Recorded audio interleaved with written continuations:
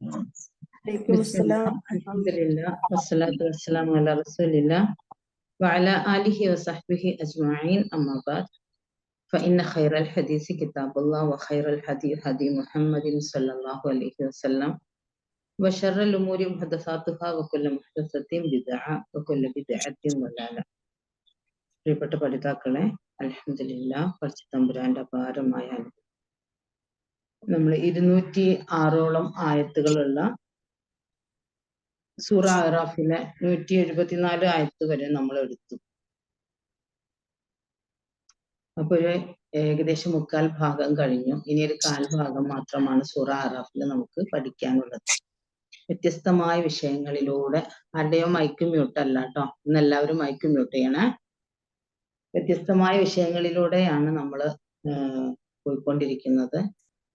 അള്ളാഹുവിന്റെ തൗഫീഖ് ഉണ്ടാകുമെങ്കിൽ തീർച്ചയായിട്ടും ഒരുപാട് തിരിച്ചറിവുകൾ നമ്മുടെ ജീവിതത്തിലേക്ക് ലഭിക്കുകയും അത് നമ്മുടെ ജീവിതത്തിന് വെളിച്ചവും തിരിച്ചറിവും ഒക്കെ ആയിട്ട് തന്നെ നമുക്ക് മുന്നോട്ട് പോകാൻ സാധിക്കുകയും ചെയ്യും. അത്തരത്തിലുള്ള ഒരു നിയ്യത്തിലാണ് നമ്മൾ ഖുർആനോടുള്ള നമ്മുടെ സമീപനം, നമ്മൾ ആ വിധത്തിലാണ് ഖുർആനെ സ്വീകരിക്കുകയും ഒക്കെ ചെയ്യേണ്ടത് കേട്ടോ.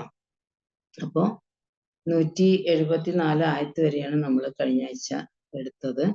സ്വാഭാവികമായിട്ടും മനുഷ്യൻ തൻ്റെ അപജയങ്ങൾക്ക് ന്യായീകരണം കണ്ടെത്തുന്നതും അതിനെ അള്ളാഹുവിന്റെ മുമ്പിൽ ഒരുപാട് രക്ഷപ്പെടാനുള്ള പഴുതുകളായിട്ട് കാണുകയൊക്കെ ചെയ്യുന്നതാണ്. അപ്പൊ അതുകൊണ്ട് തന്നെ ഞങ്ങളുടെ പിതാക്കള് ശിർക്ക് ചെയ്തത് കൊണ്ടാണ്, ഇതിനു മുമ്പ് ഞങ്ങളുടെ പിതാക്കൾ ചെയ്തിട്ടുണ്ട്, അവരുടെ സന്തതി പരമ്പരകൾ എന്ന നിലക്കാണ് ഞങ്ങൾ ശിർക്ക് ചെയ്യുന്നത്. അപ്പോ അവരുടെ വിവരമില്ലായ്മക്ക് ഞങ്ങളെ ശിക്ഷിക്കോ അല്ലെങ്കിൽ ഞങ്ങളെ നശിപ്പിക്കോ എന്നൊക്കെയാണ് അവരുടെ അള്ളാഹുവിനോടുള്ള ചോദ്യങ്ങള്. ആര് ശിർക്കിൽ അകപ്പെടുന്നു, ആർക്ക് ഹിദായത്ത് ലഭിക്കാതിരിക്കുന്നു എന്നത് ഒരു പരിധിവരെ അവനുമായി ബന്ധപ്പെട്ടതാണ്. ഒരിക്കലും അള്ളാഹുവിൽ പങ്കുചേർക്കാർ ചേർക്കാതിരിക്കാൻ വേണ്ടി അള്ളാഹു അത്തരത്തിലുള്ള ഒരുപാട് തിരിച്ചറിവുകളും ബോധ്യങ്ങളും നമ്മുടെ കൺമുമ്പിൽ എപ്പോഴും ഇങ്ങനെ കാണിച്ചു തരുന്നുണ്ട്. നമ്മളൊന്ന് മനസ്സ് കൊടുത്ത് അതിനൊന്ന് ആലോചിക്കുകയേ വേണ്ടു. പക്ഷെ അത്തരത്തിലുള്ള ഒരു ആലോചനയും ഇല്ലാതെ അതിന്റെ പുറകെ കൂടി അവര് ചെയ്യുന്നത് പോലെ ചെയ്യാൻ നമ്മളോട് പറഞ്ഞിട്ടുമില്ല. നമ്മളോട് പറഞ്ഞത് അള്ളാഹുവിന്റെ വേദത്തിലേക്ക് നോക്കാനും റസൂൽ സല്ലല്ലാഹു അലൈഹി വസല്ലമയുടെ ചര്യയും മാതൃകയും ഒക്കെ പിൻപറ്റാനുമാണ്. അങ്ങനെ നോക്കുമ്പോൾ റസൂൽ ഒരിക്കലും അത് ചെയ്തിട്ടില്ല. വിശുദ്ധ ഖുർആനിൽ അങ്ങനെ ചെയ്ത ആളുകളുടെ ചരിത്രവും അവരിലേക്ക് നിയോഗിക്കപ്പെട്ട പ്രവാചകന്മാരുടെ ചരിത്രവും ആ പ്രവാചകന്മാർ ഏറെക്കാലം അവർക്ക് ഉത്ബോധനം നടത്തിയിട്ടും അവരനുസരിക്കാതെ വന്നപ്പോഴുണ്ടായ അവരുടെ പരിണതിയും ഒക്കെയാണ് ഖുർആൻ നമുക്ക് മനസ്സിലാക്കി തരുന്നത്. അല്ലാതെ ഒരിക്കലും ഖുർആൻ പൂർവികരെ നോക്കിയിട്ട് നിങ്ങൾ അതുപോലെ ചെയ്യണം എന്ന് പറഞ്ഞിട്ടില്ല. നിങ്ങൾ അള്ളാഹുവിന്റെ പ്രവാചകനിലേക്ക് നോക്കണം, വിശുദ്ധ ഖുർആനിലെ ആയത്തുകൾ മനസ്സിലാക്കണം എന്നാണ്. അപ്പൊ അള്ളാഹു എന്ത് പറയുന്നു, റസൂൽ എന്ത് കാണിച്ചു തരുന്നു, ഇതാണ് അടിസ്ഥാനപരമായി നമ്മൾ മനസ്സിലാക്കുകയും ജീവിതത്തിൽ പകർത്തുകയും ചെയ്യേണ്ടത്. അതിൻ്റെ ഇടയിൽ മറ്റുള്ളവരൊക്കെ ചെയ്യുന്നതും പറഞ്ഞ് രക്ഷപ്പെടാമെന്ന് വിചാരിച്ചാൽ നടക്കൂല എന്നാണ് അള്ളാഹു പറയുന്നത്. 174 ആയത്തിൽ അള്ളാഹു അതുമായി ബന്ധപ്പെട്ട് പറഞ്ഞത് വകദാലിക നുഫസ്സിലുൽ ആയാതി വലഅല്ലഹും യർജിഊൻ എന്നാണ്. ഇത് പ്രകാരമാണ് നാം ആയത്തുകളെയൊക്കെ വിശദീകരിച്ചിട്ടുള്ളത്, അല്ലെങ്കിൽ വിശദീകരിച്ചു കൊടുത്തിട്ടുള്ളത്. അവർ തിരിച്ചു വന്നേക്കാം എന്നതാണ്. ആയത്തുകളുടെ പിറകെ പോയെങ്കിൽ മാത്രമാണ് നമുക്ക് യഥാർത്ഥ ലക്ഷ്യത്തിലേക്ക് തിരിച്ചു വരാൻ സാധിക്കുകയുള്ളൂ. ആയത്തുകളിൽ നിന്ന് തെറ്റിപ്പോയാൽ അതുകൊണ്ടുണ്ടാകുന്ന ദുരന്തങ്ങളെ കുറിച്ചാണ് അടുത്ത ആയത്ത് തുടങ്ങിയിട്ട് അള്ളാഹു മനസ്സിലാക്കി തരുന്നത് കേട്ടോ. أعوذ بالله من الشيطان الرجيم بسم الله الرحمن الرحيم واتل عليهم نبأ الذي آتيناه آياتنا فانسلخ منها فأتبعه الشيطان فكان من الغاوين ولو شئنا لرفعناه بها ولكنه أخلد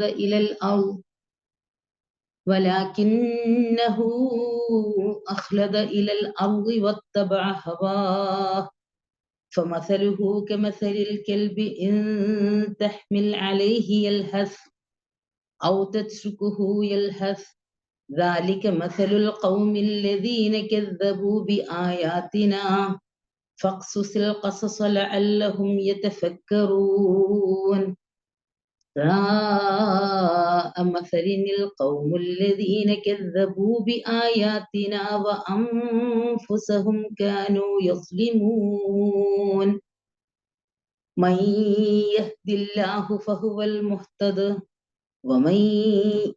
المهتدي ومن يضلل فأولئك هم الخاسرون 177 നമ്മൾ എഴുതിയെങ്കിൽ 178 വരെ ഞാൻ ഓതിയിട്ടുണ്ട്. നമുക്ക് സമയമുണ്ടെങ്കിൽ അതുവരെ എടുക്കാം ഇൻഷാ അല്ലാഹ്.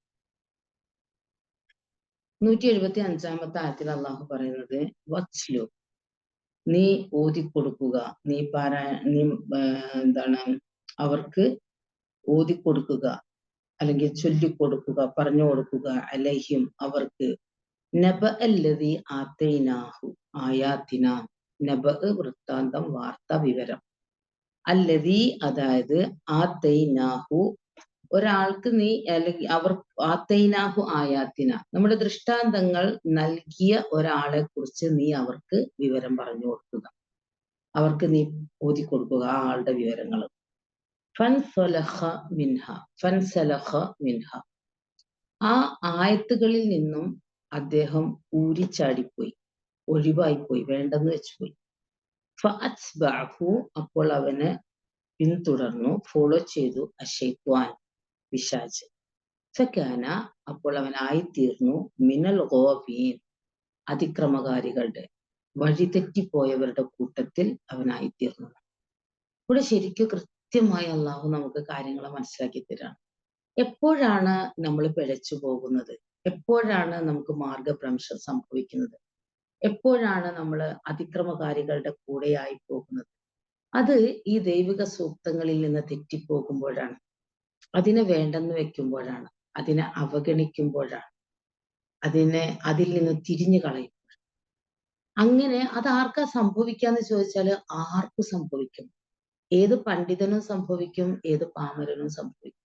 ഇവിടെ പണ്ഡിതന് സംഭവിച്ചതിനെ കുറിച്ചാണ് പറയണത്. അല്ലെങ്കിൽ തിരിച്ചറിവുകൾ ഉണ്ടായ ഒരാൾക്ക് അള്ളാഹു അത് മനസ്സിലാക്കി കൊടുത്തിട്ട് അതിൽ നിന്നും ഊരിച്ചാടിപ്പോയ ഒരാളെ കുറിച്ചാണ് പറയുന്നത്. ചരിത്രത്തിൽ ഇത് പറയുന്നത് ബൽആം ബിൻ ബാഹൂറ എന്ന ഒരു പണ്ഡിതനെ, ബനു ഇസ്രായേലുകളിലെ ഒരു പണ്ഡിതനായിരുന്നു അദ്ദേഹം. നല്ല വിവരമുള്ള ആളായിരുന്നു, അങ്ങനെയൊക്കെ നല്ല മനുഷ്യനായിരുന്നു. അദ്ദേഹത്തിന്റെ പ്രാർത്ഥനകൾ സ്വീകരിക്കപ്പെടുമായിരുന്നു. അങ്ങനെ സമൂഹത്തില് എല്ലാ തരത്തിലും അറിവും കഴിവും പാണ്ഡിത്യവും ഒക്കെയുള്ള എല്ലാവരാലും സുസമ്മതനായ ഒരാൾ. പക്ഷെ ആ ആൾ പിന്നീട് ഭൗതിക ജീവിതത്തിന്റെ നേട്ടങ്ങൾ ആഗ്രഹിച്ചുകൊണ്ട്, ഒരുപാട് ലാഭം പ്രതീക്ഷിച്ചുകൊണ്ട് ഈ വേദത്തിൽ നിന്ന് അകലുകയും മറ്റുള്ളവരുടെ ഇഷ്ടങ്ങൾക്കും താല്പര്യങ്ങൾക്കും അനുസരിച്ച് നിന്നു കൊടുക്കുകയും അവരിൽ നിന്ന് കിട്ടുന്ന തുച്ഛമായ, നമ്മുടെ ജീവിതത്തിൽ ചിലപ്പോൾ നമുക്കത് വലിയ ലാഭമാണെന്ന് വിചാരിക്കും, പക്ഷെ അള്ളാഹുവിന്റെ വീക്ഷണത്തിൽ അത് വളരെ തുച്ഛമായതാണ്. അത്തരത്തിലുള്ള ലാഭങ്ങൾ കൊതിക്കുകയും അതിനുവേണ്ടി നിൽക്കുകയും എന്നിട്ട് മൂസാ നബി അലൈഹിസ്സലാമയെ കുറിച്ച് മഹാമോശമായിട്ട് അദ്ദേഹത്തിനെതിരിൽ ശാപപ്രാർത്ഥന നടത്താൻ ഒരുങ്ങുകയും അങ്ങനെ ശാപപ്രാർത്ഥന നടത്തിക്കൊണ്ടിരിക്കുന്ന സമയത്തിൽ അദ്ദേഹത്തിന്റെ വാക്കുകൾ തെറ്റിപ്പോയിട്ട് മൂസാക്കും അനുയായികൾക്കും അള്ളാഹുവിന്റെ അനുഗ്രഹം ഉണ്ടാകട്ടെ എന്ന രീതിയിലേക്ക് എത്തുകയും ഒക്കെ ചെയ്തു എന്ന് പറയുന്നു. അത് അദ്ദേഹത്തിന്റെ നാവ് ഉൾക്കുന്ന ചില സംഭവങ്ങളൊക്കെ നമ്മളിപ്പോ പത്രത്തിലൊക്കെ കാണാറുണ്ടല്ലോ, ചില ആളുകൾക്ക് നാവ് ഉൾക്കിപ്പോ. അതേപോലെ ബനു ഇസ്രായേലുകൾക്ക് നാശമുണ്ടാകാൻ വേണ്ടിയിട്ട്, അല്ലെങ്കിൽ മൂസാ നബിയിൽ വിശ്വസിച്ച അനുയായികൾക്കും നാശമുണ്ടാകാൻ വേണ്ടി പ്രാർത്ഥിക്കാനിരിക്കെ അദ്ദേഹത്തിന്റെ നാവ് ഉളുക്കിപ്പോയിട്ട് അവർക്ക് അനുഗ്രഹം ഉണ്ടാകാൻ പ്രാർത്ഥിച്ചു പോയി എന്നാണ് പറയുന്നത്. എന്തായാലും അദ്ദേഹത്തിന്റെ മനസ്സിൽ അങ്ങനെ ആയിരുന്നില്ല, നാവിൽ തെറ്റു വന്നു പോയതാണ്. ഇതേപോലെ വേദം ലഭിച്ചതിന് ശേഷം ആ വേദം കിട്ടിയ വ്യക്തി അത് മറ്റുള്ളവർക്ക് എത്തിച്ചു കൊടുക്കേണ്ടതിന് പകരം അതുവഴി ആളുകളിൽ എല്ലാ വിധത്തിലുള്ള പ്രയാസങ്ങളും സൃഷ്ടിക്കാൻ പാകത്തില് ഭൗതിക ജീവിതത്തിൽ ഒരുപാട് ലാഭങ്ങളെ ആഗ്രഹിക്കുകയും കൊതിക്കുകയും ചെയ്തിട്ട് അതിനനുസരിച്ച് ഫത്വ പറയുകയും അതിനനുസരിച്ച് ആളുകൾക്കൊത്തപ്പിച്ച് നിൽക്കുകയും ചെയ്ത ഒരു വ്യക്തിയെ കുറിച്ചാണ് അള്ളാഹു പറയുന്നത്. അദ്ദേഹം ഖുർആൻ പറയുന്നത് നോക്ക്, വത്സ്ലു നീ ഓതിക്കൊടുക്കുക, അലൈഹിം അവർക്ക്, നബ അല്ലദീ ആത്തൈനാഹു ആയാത്തിനാ എന്നാണ്. നമ്മുടെ ദൃഷ്ടാന്തങ്ങൾ നൽകിയ ഒരാളുടെ വർത്തമാനം നീ അവർക്ക് പറഞ്ഞു കൊടുക്കണം. മുമ്പ് മുമ്പ് ഞാൻ ഇന്ന ആൾക്ക് ഇന്നതൊക്കെ നൽകിയിരുന്നു. എന്റെ വേദത്തിൽ അവഗാഹം നൽകി, അത് മനസ്സിലാക്കാനുള്ള കഴിവ് കൊടുത്തു, അത് മറ്റുള്ളവർക്ക് എത്തിച്ചു കൊടുക്കാനുള്ള എല്ലാവിധത്തിലുള്ള പ്രാവീണ്യവും നൽകി. പക്ഷേ ഞാൻ നൽകിയ വേദത്തിൽ നിന്നും ആ ആള് തെറ്റിക്കളഞ്ഞു. അല്ലെങ്കിൽ നമ്മുടെ ആയത്തുകളിൽ നിന്നും ഫൻസലഖ മിൻഹ, അതിൽ നിന്നും അയാള് പിന്നെ ഊരിപ്പോയി, അല്ലെങ്കിൽ അത് വേണ്ടെന്ന് വെച്ച് പോയി. അതാണ് പറയുന്നത്. അള്ളാഹുവിന്റെ ആയത്തുകൾ ലഭിച്ചിട്ട് അതിന്റെ കൂടെ കൂടുന്ന ഒരുപാട് ആളുകൾ നമ്മുടെ കൂട്ടത്തിലുണ്ട്. അള്ളാഹുവിന്റെ ആയത്തുകൾ ലഭിച്ചുകൊണ്ടിരിക്കെ തന്നെ അത് വേണ്ടാന്ന് വിചാരിച്ചിറങ്ങി പോകുന്ന ആളുകൾ നമ്മുടെ കൂട്ടത്തിലുണ്ട്. പണ്ഡിതനായിരിക്കുന്ന ഒരാള് അത്തരത്തിലുള്ള ഒരു കഴിവും അള്ളാഹുവിന്റെ അനുഗ്രഹവും ലഭിച്ചിട്ട് അത് സമൂഹത്തിൽ ഗുണപരമായ മാറ്റങ്ങൾ വരുത്താൻ വേണ്ടിയുള്ള ഒരു ഉപാധിയായി സ്വീകരിക്കുന്നതിന് പകരം അയാളുടെ മാത്രം ഭൗതിക ലാഭങ്ങൾക്ക് വേണ്ടിയിട്ട് ഉപയോഗപ്പെടുത്തുന്ന ആൾക്കാർ എത്രത്തോളം നമ്മുടെ നാട്ടിലുണ്ട്, അവരെ കുറിച്ചൊക്കെയാണ് ഈ പറയണത് കേട്ടോ. നമുക്കറിയാലോ, ആയത്തുകൾ ഓതിക്കൊടുത്തിട്ട് കാശ് വാങ്ങിക്കുന്ന ആളുകള്, ആയത്തുകൾ പിഞ്ഞാണത്തിൽ എഴുതി കൊടുക്കുന്ന ആളുകള്, അതൊക്കെ ഇപ്പൊ ഇല്ലാന്ന് നമ്മൾ പറഞ്ഞാലും ഇപ്പോഴും അതിന്റെയൊക്കെ പല തരത്തിലുള്ളത് പല രൂപത്തിലും പല കോലത്തിലും നടക്കുന്നുണ്ട്. അതല്ല, ഇസ്ലാമിക പൂജ നടത്തിയിട്ട് പീഡിപ്പിച്ച ഉസ്താദിനെ പിടിച്ചു എന്നാണ് ഇന്നലത്തെ പത്രത്തിന്റെ റിപ്പോർട്ട്. അങ്ങനെ ഒരു പൂജ ഉണ്ട്, ഇസ്ലാമിക പൂജ എന്ന് പറഞ്ഞിട്ടുണ്ടോ? ഇല്ല. അപ്പൊ ഒന്ന് ആലോചിച്ചോക്കെ, ഇസ്ലാമിക ജ്യോതിഷം എന്ന് പറഞ്ഞിട്ട് പത്രത്തിലും ചാനലിലും ഒക്കെ ആൾക്കാരെ പറ്റിക്കുന്ന ഒരുപാട് സമ്പ്രദായങ്ങൾ. മുടി വെച്ചിട്ടും പൊടി വെച്ചിട്ടും വെള്ളത്തിൽ ഊതിക്കൊടുത്തിട്ടും മന്ത്രിച്ചു കൊടുത്തിട്ടും ആളുകളെ കബളിപ്പിച്ച് കാശുണ്ടാക്കുന്ന, കോടികൾ സമ്പാദിക്കുന്ന ആളുകൾ. ആലോചിച്ച് നോക്കുക നമ്മള്, അവരെന്താണ് ഈ ആയത്തുകൾ കൊണ്ട് അവർ ലക്ഷ്യം വെക്കുന്നത്? മനുഷ്യർക്ക് പഠിപ്പിച്ചു കൊടുക്കേണ്ട പല കാര്യങ്ങളും അവർക്ക് പഠിപ്പിച്ചു കൊടുക്കാതെ അതൊക്കെ ഞങ്ങളുടെ മാത്രം ബാധ്യതയാണ് എന്ന് വരുത്തി തീർത്തുകൊണ്ട് അങ്ങനെ ഒരു സമൂഹത്തെ മുഴുവനും അബദ്ധത്തിലും കെണിയിലും പെടുത്തിക്കൊണ്ട് നടക്കുന്ന ആളുകൾ. സ്വന്തം വാപ്പ മരിച്ചാൽ മയ്യത്ത് നമസ്കരിക്കാൻ പോലും മക്കളെ പഠിപ്പിക്കാത്ത വാപ്പമാര് മാത്രല്ല, ഉസ്താക്കന്മാര് പോലും. അതെന്താണ്? ആരുടെ വാപ്പ മരിച്ചാലും ആര് തന്നെ ഈ മഹലിൽ മരിച്ചാലും ഞാനാണ് ഇമാമ നിൽക്കേണ്ടതെന്ന് ആരാ പറഞ്ഞത്? ഞാൻ ഇമാമ നിൽക്കണം, ഞാൻ പ്രാർത്ഥിക്കണം, മറ്റുള്ളവർ ആമീൻ ചൊല്ലിയാൽ മതി. അങ്ങനല്ല. ഓരോരുത്തർക്കും അവരവർ ചെയ്യേണ്ട ദൗത്യങ്ങളുണ്ട്. ആരാണ് ഉപ്പാക്ക് ഇമാമ് നിൽക്കേണ്ടത്? ആരാണ് ഉമ്മാക്ക് ഇമാമ് നിൽക്കേണ്ടത്? ആരാണ് ഉമ്മയെ കുളിപ്പിക്കേണ്ടത്? ആരാണ് ഉപ്പയെ കുളിപ്പിക്കേണ്ടത്? അതിനൊക്കെ ഇസ്ലാമില് നിയമങ്ങളുണ്ട്. ഏറ്റവും അടുത്ത ബന്ധുക്കളാണ്. ഉമ്മയെ കുളിപ്പിക്കേണ്ടത് മകളാണ്, ഉമ്മാടെ ഉമ്മയാണ്, ഉമ്മാടെ സഹോദരിമാരാണ്. അങ്ങനെ. അപ്പൊ ആ അടുത്ത ബന്ധം, പേരക്കുട്ടികൾ ഒക്കെ നോക്കുമ്പോ ആ രക്തബന്ധത്തെ നമ്മൾ ആലോചിച്ചു. അത്ര അടുത്ത ബന്ധമാണ് ഇവരാണ് നിൽക്കേണ്ടത്. ആരാണ് ഇമാമായിട്ട് നിൽക്കേണ്ടത്? എന്റെ ഉമ്മ മരിച്ചാൽ എനിക്കുണ്ടാകുന്ന ഫീലിംഗ്, അല്ലെങ്കിൽ എനിക്കുണ്ടാകുന്ന അത്രയും ആത്മാർത്ഥത ആ പ്രാർത്ഥനയിൽ ഈ ഒരു മഹല്ലിലെ ഉസ്താദിന് ഉണ്ടാവോ? അല്ലെങ്കിൽ മറ്റുള്ളവർക്ക് ഉണ്ടാവും? നമ്മുടെ മാതാപിതാക്കൾ മരിച്ചാൽ, നമ്മുടെ മക്കൾ മരിച്ചാൽ, നമ്മുടെ സഹോദരങ്ങൾ മരിച്ചാൽ, അങ്ങനെ നോക്കുമ്പോ നമുക്ക് എത്രത്തോളം ആത്മാർത്ഥമായിട്ട് നമുക്ക് പ്രാർത്ഥിക്കാനാവോ ആ വിധത്തിൽ ഓരോരുത്തരും ഇത് പഠിച്ചു ഇരിക്കേണ്ടതാണ്. എങ്കിൽ അവരെ പഠിപ്പിക്കാതെ ഇതൊക്കെ ചില ആളുകളുടെ മാത്രം കുത്തകയാക്കി വെക്കുകയും അവര് പറഞ്ഞാലേ അത് ശരിയാകൂ എന്ന് വിശ്വസിക്കുന്ന സമൂഹങ്ങൾ നിലകൊള്ളുകയും ചെയ്യുന്ന ഒരു കാലഘട്ടത്തിലും ആയത്ത് ഇങ്ങനെ തന്നെയാണ്. ആയത്ത് ഓതിക്കൊടുത്തിട്ട് ആയത്ത് കിട്ടിയിട്ട് ആ കിട്ടിയ ആയത്ത് സ്വന്തം ജീവിതത്തിൽ പകർത്തുകയും മറ്റുള്ളവർക്ക് അത് മനസ്സിലാക്കി കൊടുക്കുകയും ചെയ്യേണ്ടതിന് പകരം ഭൗതിക ജീവിതത്തിലെ ഒരുപാട് ലാഭങ്ങളുടെ പിറകെ പോകുന്ന ആളുകൾ അതിനുവേണ്ടി തന്നെ. അപ്പൊ അവിടെ ആരെ മറക്കുന്നു? അള്ളാനെ മറക്കുന്നു, ഒരു സമൂഹത്തെ മറക്കുന്നു, പരലോകത്തെ മറക്കുന്നു, ജീവിതത്തിന്റെ ലക്ഷ്യത്തെ മറക്കുന്നു, മാർഗത്തെ മറക്കുന്നു. എന്നിട്ട് അതിന് വിരുദ്ധമായിട്ട്. അപ്പൊ സാധാരണ ഇത് ഈ ആയത്തിൽ പറയുന്നത് നിങ്ങൾ ശ്രദ്ധിച്ചു നോക്കൂ. വത്ലു അലൈഹിം, നീ അവർക്ക് ഓതിക്കൊടുക്കുക, നബ അല്ലദീ ആത്തൈനാഹു ആയാത്തിന, നമ്മുടെ ദൃഷ്ടാന്തങ്ങൾ. നബ വർത്തമാനം, അല്ലദീ അതായത് ആത്തൈനാഹു അവന് നാം നൽകി. അപ്പോ ആർക്കാണോ നാം ഒരു പിന്നെ ബോധം അല്ലെങ്കിൽ ഒരു വിവരം നൽകിയത്, എങ്ങനെ നൽകിയത്? ആയാത്തിന, നമ്മുടെ ദൃഷ്ടാന്തങ്ങൾ നൽകിയിട്ട് നാം അവന് പിന്നെ ദൃഷ്ടാന്തങ്ങൾ നൽകിയ ഒരാളുടെ വിവരം നീ അവർക്ക് പറഞ്ഞു കൊടുക്കൂ മുഹമ്മദേ. ഫൻസലഖ മിൻഹ, ആ ആയത്തുകളിൽ നിന്നും ആ ആൾ ഊരിപ്പോയി എന്ന് പറഞ്ഞാൽ ആ മാർഗത്തിൽ നിന്നും തെറ്റി അയാൾ പോയി. അങ്ങനെ തെറ്റുമ്പോ എന്താ സംഭവിക്കണം നോക്കൂ. ഫഅത്ബഅഹു. അപ്പോൾ ആ ആളെ പിന്തുടർന്നു. എപ്പോഴാണോ നമ്മൾ അള്ളാഹുവിനെ കുറിച്ചുള്ള ഓർമ്മയിൽ നിന്നും അള്ളാഹുവിന്റെ വേദത്തിൽ നിന്നും വേദസൂക്തങ്ങളിൽ നിന്നൊക്കെ നമ്മൾ തെറ്റിയിട്ട് അതിനെയൊക്കെ ഈ ദുനിയാവിലെ ലാഭങ്ങൾക്ക് വേണ്ടി ഉപയോഗിക്കുന്ന ഒരവസ്ഥയിലേക്ക് നമ്മൾ എത്തുന്നത്, അപ്പൊ തന്നെ പിശാച് അവന്റെ പിറകെ കൂടുന്നതാണ്. അപ്പോ ഈ ഖുർആൻ ആയത്തുകളുടെ കൂടെ കൂടുമ്പോ പിശാചിന്റെ ഒരുപാട് ഷർറുകളിൽ നിന്ന് നമുക്ക് രക്ഷ കിട്ടുമെന്നും, എവിടെ വെച്ചാണോ നമ്മൾ ഇതൊരു ഭൗതിക ലാഭത്തിന് വേണ്ടി ഉപയോഗിക്കുന്നത്, അപ്പോ പിശാച് നമ്മുടെ പിറകെ കൂടുമെന്നും ഈ ആയത്തിന്റെ അടിസ്ഥാനത്തിൽ നമ്മൾ മനസ്സിലാക്കും.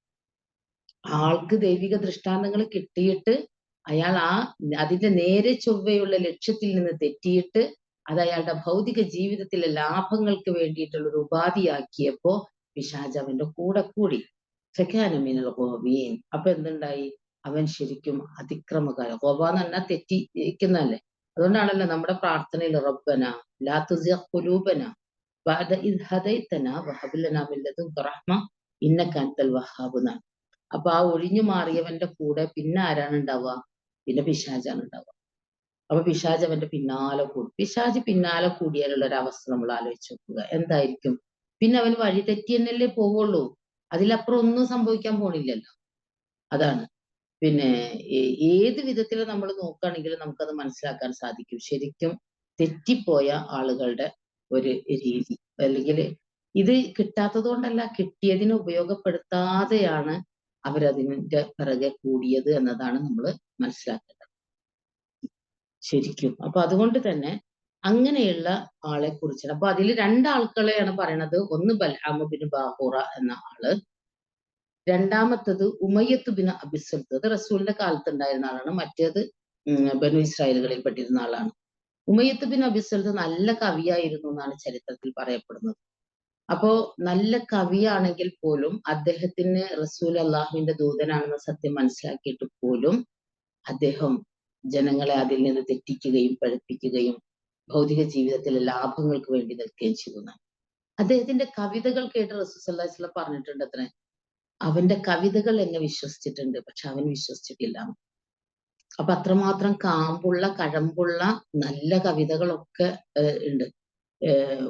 രചിക്കുകയും മറ്റുള്ളവരുടെ മുമ്പിൽ അത് അവതരിപ്പിക്കുകയും ഒക്കെ ചെയ്യുമ്പോഴും ഈ ഒരു സത്യത്തിൽ നിന്ന് അവൻ തെന്നിപ്പോയി എന്നുള്ളതാണ്.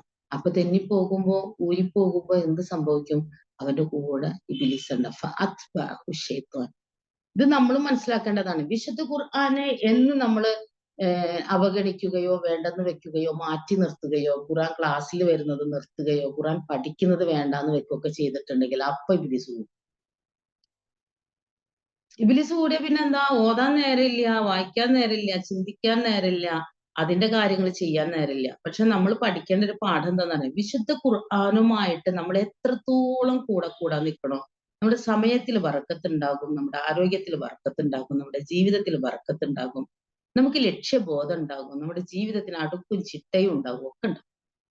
സമയമില്ലാതെയാക്കുന്ന വിധത്തിലുള്ള ഒരുപാട് സാമഗ്രികൾ സംവിധാനങ്ങൾ നമ്മുടെ മുമ്പിൽ ഉണ്ടായിരിക്കെ നമ്മൾ എന്തിന് പ്രാധാന്യം കൊടുക്കുന്നു എന്ന് അള്ളാഹു എപ്പോഴും ഇങ്ങനെ നോക്കിക്കൊണ്ടിരിക്കുകയാണ്. നമ്മൾ പ്രാധാന്യം കൊടുക്കുന്നത്, നമ്മൾ സമയം ചെലവഴിക്കുന്നത് ഭൗതിക ജീവിതത്തിന്റെ പല കാര്യങ്ങൾക്ക് വേണ്ടിയിട്ട്. എപ്പോഴും നിങ്ങൾ ശ്രദ്ധിച്ചു നോക്കൂ, എപ്പോഴും ശ്രദ്ധിച്ചു നോക്കൂ. ജീവിതത്തിലെ എല്ലാ കാര്യങ്ങളും ചെയ്യാൻ നമുക്ക് സമയം ഉണ്ടാവും. നമ്മൾ മാറ്റിവെക്കുന്നത് ഖുർആനുമായി ബന്ധപ്പെട്ടതാണ്. ഖുർആനുമായി ബന്ധപ്പെട്ടത് മാത്രമാണ്. നമുക്ക് അതിന് മാത്രം ഒഴിവില്ല. നമുക്ക് ബാക്കി എല്ലാ കാര്യങ്ങൾക്കും സമയമുണ്ട്. ഖുർആൻ പഠിക്കാൻ, ഖുർആൻ ക്ലാസ്സിലേക്ക് വരാൻ, അല്ലെങ്കിൽ പഠിച്ചുകൊണ്ടിരിക്കുമ്പോൾ വേറെ എന്തെങ്കിലും കെണിയിൽപ്പെട്ട് പിന്നെ അവിടുന്ന് കൊണ്ട് പോയാൽ പിന്നെ ഇങ്ങോട്ട് രണ്ടാമത് വരില്ല. ഖുർആൻ പഠിക്കാൻ ഞാൻ എപ്പോഴും പറയാറുള്ളത് പോലെ റസൂൽ സല്ലല്ലാഹു അലൈഹി വസല്ലം പറഞ്ഞെന്താ? ഖുർആൻ പഠിക്കാൻ വേണ്ടി, ഖുർആൻ മനസ്സിലാക്കാൻ വേണ്ടി ഒരാൾ ശ്രമിച്ചാൽ, അല്ലെങ്കിൽ അതിനു വേണ്ടി ഒരാൾ തയ്യാറായിട്ടുണ്ടെങ്കിൽ അയാൾ സ്വർഗത്തിലേക്കുള്ള വഴിയിൽ പ്രവേശിച്ചു എന്നാണ്. ഒരു വഴി കിട്ടി സ്വർഗത്തിലേക്ക്. സ്വർഗത്തിലേക്ക് പോകാനുള്ള വഴിയിൽ നമ്മൾ പ്രവേശിച്ചു കഴിഞ്ഞു. പിന്നെ പോകുന്ന വഴിയിൽ കുറെ ഏത് ഇതിൽ തടസ്സങ്ങളൊക്കെ ഉണ്ടാവുമല്ലോ. പക്ഷെ ആ വഴി കിട്ടുക എന്ന് പറഞ്ഞാൽ വഴി മനസ്സിലായി കഴിഞ്ഞാൽ ആ വഴിയിലൂടെ ഇങ്ങനെ പോകാം. തടസ്സങ്ങൾ ഉണ്ടാകും, പ്രതിബന്ധങ്ങൾ ഉണ്ടാകും, ചിലപ്പം പലതും മറികടക്കേണ്ടി വരും, ഒക്കെ ഉണ്ടാവും. ഇപ്പൊ നമ്മൾ പോകുമ്പോ എത്ര സ്ഥലത്ത് റോഡ് പണി നടക്കുന്നു, എത്ര സ്ഥലത്ത് വഴി തിരിച്ചു വിടുന്നു, എത്ര സ്ഥലത്ത് പാലങ്ങളുണ്ട്, തോടുകളുണ്ട്, പുഴകളുണ്ട്, എന്തെല്ലാം തടസ്സങ്ങളുണ്ട്. തടസ്സങ്ങൾക്കൊക്കെ തന്നെയും ഒരു വഴി വേറെയും ഉണ്ടാവുമല്ലോ ആ ലക്ഷ്യത്തിലേക്ക് എത്താൻ. നമ്മൾ പോകുന്ന ഏത് സ്ഥലമാണെന്ന് നമ്മൾ നിൽക്കുന്നിടത്തുനിന്ന് നമ്മൾ ഇങ്ങനെ ആലോചിച്ച് നോക്കുക. ആ സ്ഥലത്തേക്ക് ഒരു ലക്ഷ്യം, ആ ലക്ഷ്യത്തിലേക്ക് ഒരു മാർഗമുണ്ട്. ആ മാർഗം കിട്ടിക്കഴിഞ്ഞാൽ പിന്നെ അതിലൂടെ അങ്ങനെ പോകാൻ എത്രയൊക്കെ പ്രതിബന്ധങ്ങൾ ഉണ്ടെങ്കിലും ആ ലക്ഷ്യത്തിലേക്ക് എത്താലോ. മറ്റേത് ലക്ഷ്യത്തിൽ നിന്ന് തെറ്റിപ്പോകും. ഈ മാർഗത്തിലേക്ക് കയറാതെ വരുമ്പോ വേറൊരു മാർഗത്തിലേക്കാണ് നമ്മൾ ചുവട് വെച്ചത് എങ്കിൽ ഈ ലക്ഷ്യം തെറ്റി ആ ലക്ഷ്യത്തിലേക്ക് നമ്മൾ പോകുന്നത്. അത് പലപ്പോഴും മനുഷ്യന് മനസ്സിലാവണില്ല എന്നുള്ളതാണ്. അതാണ് വിഷയം. അപ്പൊ അതുകൊണ്ട് അതെന്തുകൊണ്ടാണ് ലക്ഷ്യം തെറ്റിപ്പോകുന്നത്? ഇവിടുന്ന് അങ്ങോട്ട് ഇതാകുമ്പോൾ കൂടെ കൂടുന്നത് ശൈത്താനാണ്. ഇവിടെയാണെങ്കിൽ ശൈത്താൻ അങ്ങനെ ഇല്ല. ഖുർആന്റെ ആയത്തുകളായിട്ട് പോകുമ്പോൾ ശൈത്താൻ മാറി നിൽക്കും. പക്ഷെ ഈ ആയത്തുകളിൽ നിന്ന് എന്ന് തെറ്റി നമ്മൾ വേറൊരു മാർഗം സ്വീകരിക്കുന്നു, അപ്പൊ പിശാച് കൂടെ കൂടും. പിന്നെ ഈ ലക്ഷ്യം തന്നെ മറന്നു പോകുന്നുള്ളത്. അതാണ് ഇവർക്കൊക്കെ സംഭവിച്ചത്. ബാഹൂറക്കും അതേപോലെ ഉമയ്യത്ത് ബിൻ അബിസ്വൽത്തിനും സംഭവിച്ചത് അതാണ്. അറിവും കഴിവും പ്രാപ്തിയും ഒക്കെ ഉണ്ടായിട്ടും അതൊന്നും ഉൾക്കൊള്ളാതെ, പഠിക്കാതെ, മനസ്സിലാക്കാതെ അവർ ആ ലക്ഷ്യത്തിൽ നിന്നും മാർഗത്തിൽ നിന്ന് തെറ്റിയ ആളുകളെ പിഴപ്പിക്കുന്ന ഒരവസ്ഥയിലേക്ക് എത്തിയെന്നാണ് നമ്മൾ പഠിക്കേണ്ടത് കേട്ടോ. എന്നിട്ട് അള്ളാഹ് പറയുന്നു, വലൗ ശിഅ്നാ, നാം ഉദ്ദേശിച്ചിരുന്നുവെങ്കിൽ ലറഫഅനാഹു, അവനെ നാം ഉയർത്തുക തന്നെ ചെയ്യുമായിരുന്നു. എന്നാലോചിച്ച് നോക്കൂ, ആ ഖുർആനുമായിട്ട് അല്ലെങ്കിൽ അള്ളാഹുവിന്റെ ദൃഷ്ടാന്തങ്ങളുമായിട്ട് അവൻ മുന്നോട്ട് പോകുകയാണെങ്കിൽ ഞാൻ അവനെ പല പദവികൾ ഉയർത്തുന്നതാണ്. അതാണല്ലോ ഖുർആൻ പഠിക്കുന്നവരുടെ, ഖുർആൻ ബൈഹാർട്ടാക്കിയവര്, അവരിങ്ങനെ ഓരോ പദവി ഇങ്ങനെ ബൈഹാർട്ടാക്കുന്ന പറഞ്ഞാൽ വെറുതെ ഇങ്ങനെ ഓതലും മാത്രല്ല കേട്ടോ. അതുകൂടെ നമ്മൾ പഠിക്കേണ്ടത്, മനസ്സിലാക്കുക, അള്ളാഹുവിന്റെ ആയത്തുകളെ തിരിച്ചറിയുകയും ഉൾക്കൊള്ളുകയും മനസ്സിലാക്കുകയും പഠിക്കുകയും ഒക്കെ ചെയ്തിട്ടുണ്ടെങ്കിൽ പരലോകത്ത് ഇങ്ങനെ ഓരോ ദറജ ഇങ്ങനെ കൂടും. ആ പഠിച്ചതിനനുസരിച്ച് ദറജ ഇങ്ങനെ കൂടി കൂടി കൂടി ഉന്നതമായ സോപാനത്തിലേക്ക് എത്തും.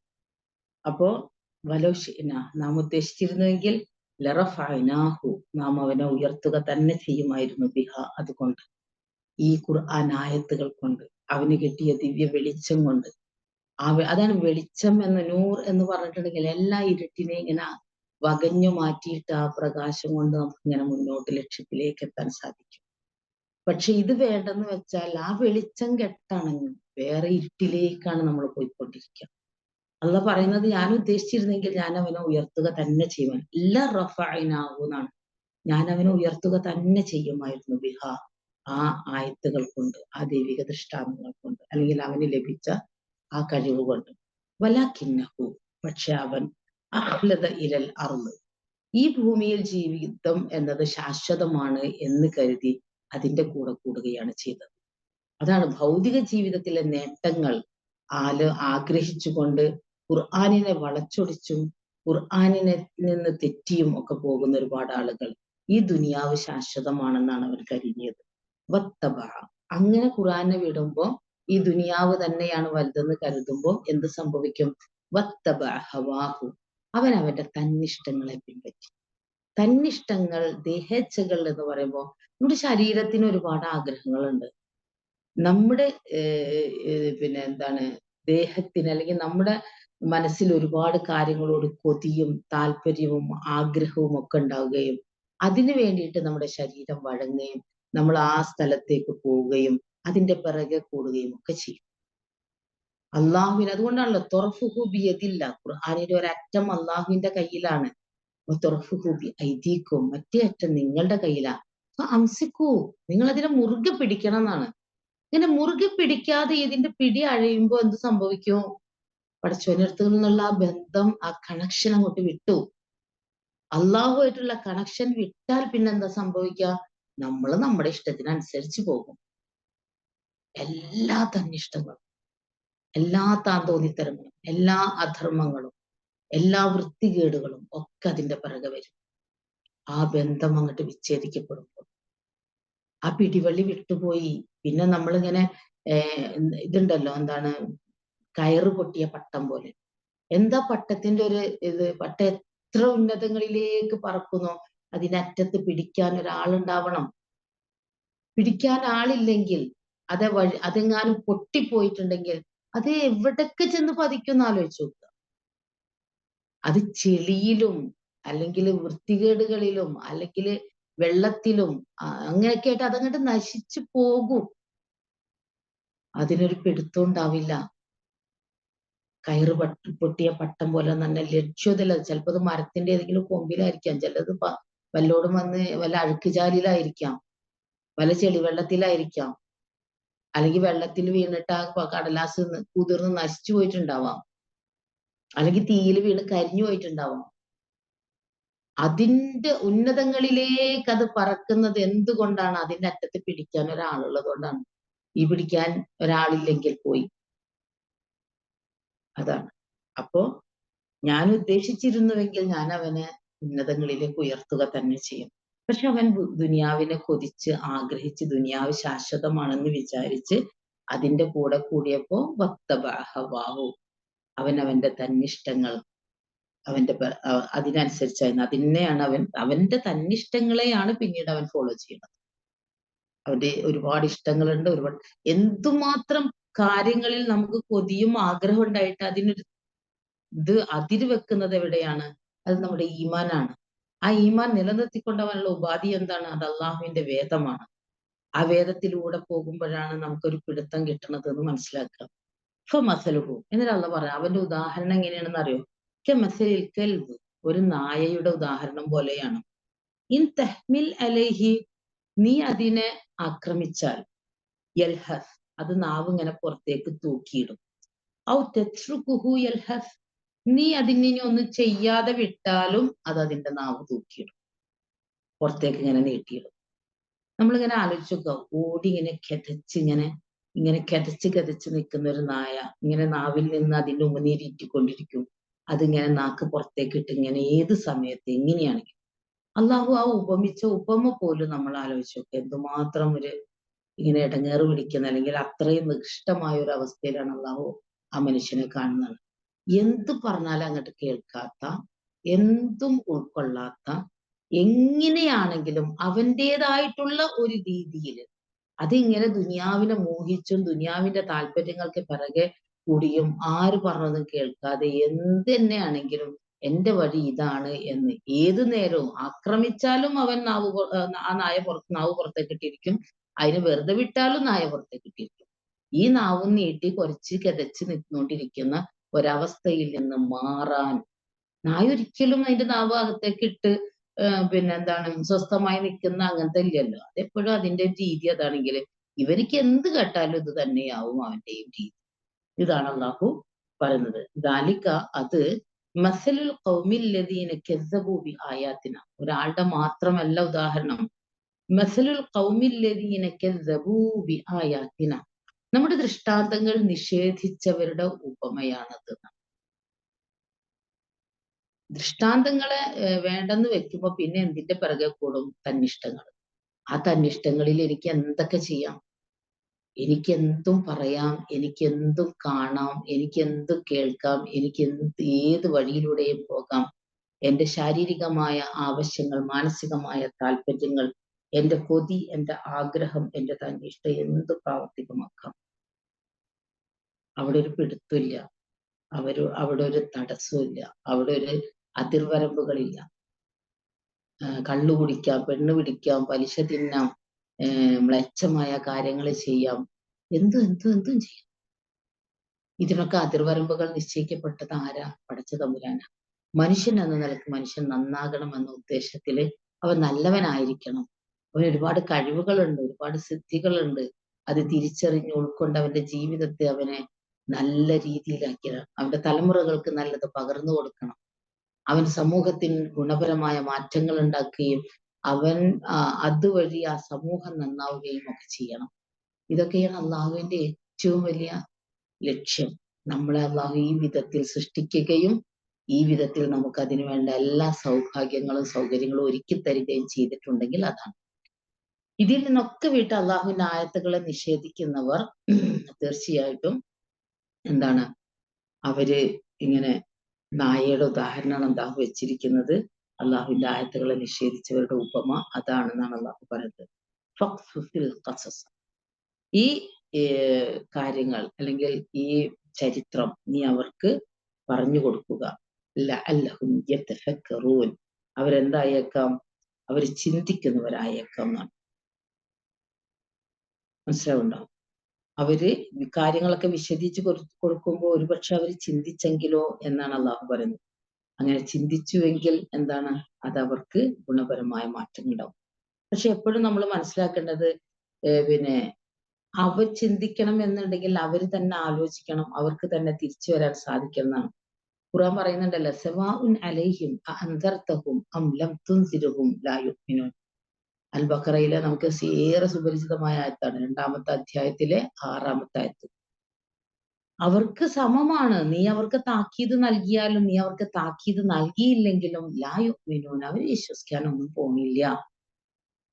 അതാണ് മുഹമ്മദ് നബിയെ, അവരുടെ കാര്യത്തിൽ നീ അവർക്ക് താക്കീത് നൽകിയാലും താക്കീത് നൽകിയില്ലെങ്കിലും കണക്കാണ്, അവർ വിശ്വസിക്കൂല എന്നാണ്.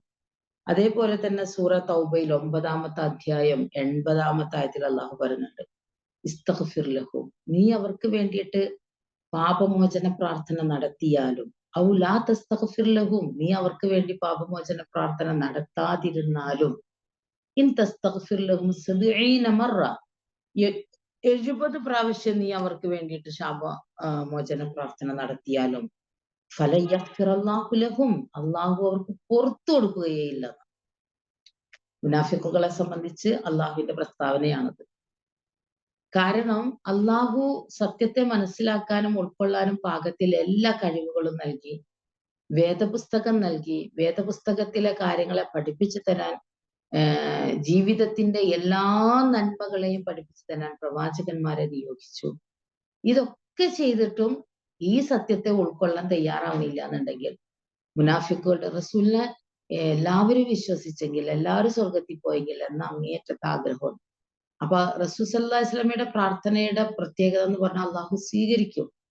അപ്പൊ ഒരു കൂട്ടർക്ക് വേണ്ടിയിട്ട് പാപമോചന പ്രാർത്ഥന റസൂൽ നടത്തുകയാണെങ്കിൽ, ഈ മുനാഫിക്കുകളുടെ കാര്യത്തിൽ അള്ളാഹു പറയുന്നത് ഇസ്തഗ്ഫിർ ലഹും, നീ അവർക്ക് പ്രാർത്ഥന ശാപമോക്ഷ പ്രാർത്ഥന നടത്തിയാലും, ഔ ലാ തസ്തഗ്ഫിർ ലഹും, നീ അവർക്ക് അത്തരത്തിലുള്ള ഒരു പ്രാർത്ഥന നടത്തിയില്ലെങ്കിലും, ഇൻ തസ്തഗ്ഫിർ ലഹും 70 മറ, 70 പ്രാവശ്യം നീ അവർക്ക് വേണ്ടി ശാപമോക്ഷ പ്രാർത്ഥന നടത്തിയാലും ഫലൻ യഗ്ഫിറല്ലാഹു ലഹും, ഫലൻ എന്നാ പറഞ്ഞിരിക്കുന്നത്, ഒരിക്കലും അള്ളാഹു അവർക്ക് പുറത്തു കൊടുക്കില്ല.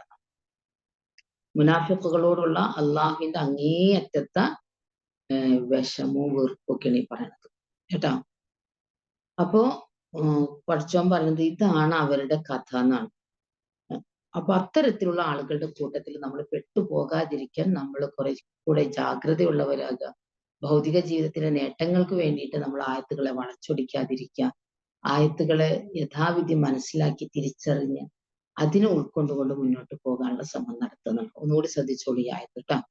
വലൗ ശിഅ്ന, നാം ഉദ്ദേശിച്ചിരുന്നുവെങ്കിൽ ലറഫഅനാഹു, നമ്മുടെ ദൃഷ്ടാന്തങ്ങൾ നൽകിയ ആളെ അതനുസരിച്ച് അയാൾ ജീവിക്കുന്നുവെങ്കിൽ ഞാൻ അയാളുടെ പദവികൾ ഉയർത്തും. ബിഹാദ് കൊണ്ട് തന്നെ.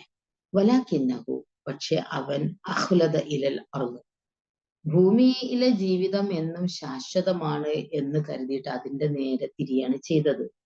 വത്തബഅ ഹവാഹു, എന്നിട്ട് അവൻ അവന്റെ തന്നിഷ്ടത്തെ പിന്തുടരുകയും ചെയ്തു. ഫമസലുഹു, അപ്പോൾ അവന്റെ ഉദാഹരണം കമസലിൽ കൽബ്, ഒരു നായയുടെ ഉപമ പോലെയാണ്. ഇൻ തഹ്മിൽ അലൈഹി, നീ അതിനെ അറ്റാക്ക് ചെയ്തു എങ്കിൽ, യൽഹസ്, അത് നാവ് പുറത്തേക്കിടും. ഔ തത്രുക്കുഹു, നീ വേണ്ടാന്ന് വെച്ചാലും യൽഹസ്, അത് നാവ് പുറത്തേക്കിടും. ദാലിക, അത് മസലുൽ ഖൗമിൽ ലദീന കസ്സബൂ ബിആയാതിനാ, നമ്മുടെ ദൃഷ്ടാന്തങ്ങൾ നിഷേധിച്ചവരുടെ ഉദാഹരണമാകുന്നു അത്. ഫഖ്സുസിൽ ഖസസ ലഅല്ലഹും യതഫക്കറൂൻ, നീ അപ്പോൾ അവർക്ക് കാര്യങ്ങൾ ഇതേപോലെ എന്ത് ചെയ്യുക, വിവരിച്ചു കൊടുക്കുക, അവർ ചിന്തിക്കുന്നവരായേക്കാം. എപ്പോഴും അള്ളാഹുവിന്റെ മനുഷ്യരെ കുറിച്ച് അള്ളാഹു ഇങ്ങനെ പ്രതീക്ഷ വെച്ച് പുലർത്തുകയാണ്. നമ്മൾ സാധാരണ ആളുകളെ കുറിച്ച് എന്താ പറയാ, അവനൊന്നും ഒരിക്കലും നന്നാവാൻ പോണില്ല എന്നാണ് പൊതുവെ പറയാ. പക്ഷെ അള്ളാഹു എപ്പോഴും ഇങ്ങനെയുള്ള ആളുകളെ പോലും അള്ളാഹു പറയുന്ന ഒരു പ്രയോഗം എന്താണെന്നറിയോ, അതിൽ പോലും നമുക്ക് പാഠമുണ്ട്. അവൻ നന്നായേക്കാം, അവൻ തിരിച്ചു വന്നേക്കാം. എപ്പോഴെങ്കിലും അവൻ ശ്രമിക്കുന്നുവെങ്കിൽ അള്ളാഹുവിന്റെ ഹിദായത്ത് കിട്ടാതിരിക്കൂലല്ലോ. പക്ഷെ ആര് ശ്രമിക്കണം? നമ്മൾ ഓരോരുത്തരും ശ്രമിക്കണം. കാരണം ഇത് അള്ളാഹു ആദ്യം തന്നിട്ടുണ്ട്. തന്നതിന്റെ പിറകെ കൂടാൻ നമ്മൾ ബോധപൂർവ്വം ശ്രമിക്കണം. അതിനുവേണ്ടി സമയം കണ്ടെത്തണം, അതിനുവേണ്ടി ഒരുങ്ങണം.